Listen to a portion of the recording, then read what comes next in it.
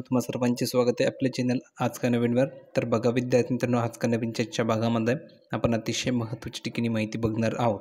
विद्यार्थी मित्रांनो, आजच्या व्हिडिओमध्ये आपण 10वी आणि 12वीच्या बोर्ड एक्झामबाबत महत्त्वपूर्ण इम्पॉर्टंट या ठिकाणी अपडेट बघणार आहोत। म्हणून विद्यार्थी मित्रांनो, या व्हिडिओला तुम्हाला शेवटपर्यंत बघायचे आहे, जेणेकरून तुमच्या लक्षामध्ये संपूर्ण माहिती येऊन जाईल।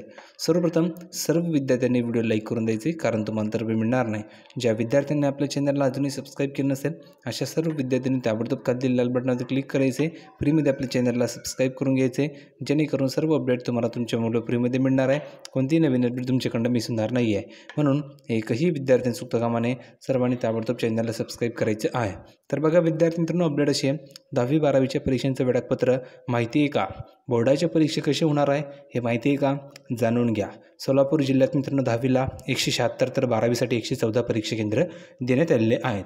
तसेच मित्रांनो, प्रत्येक जिल्ह्यामध्ये तुम्ही जर बघितलं, प्रत्येक विभागामध्ये अशा ठिकाणी मित्रांनो केंद्र देण्यात आलेले आहेत।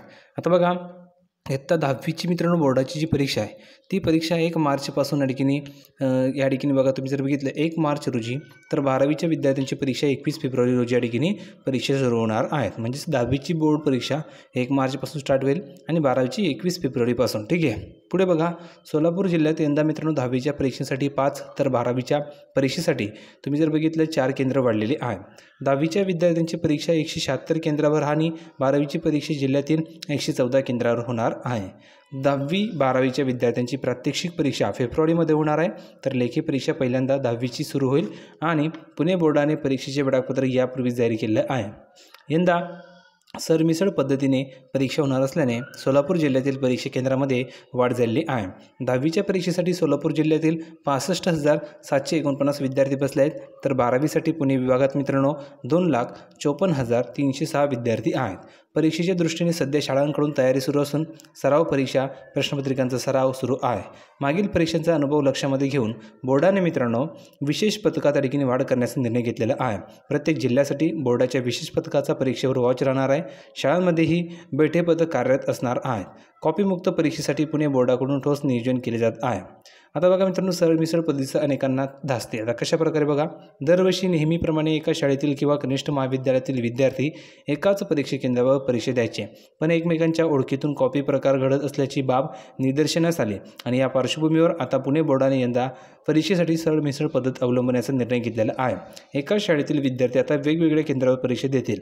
3 किलोमीटर अंतरावरील परीक्षा केंद्रावर या विद्यार्थ्यांचे क्रमांक येणार आहेत।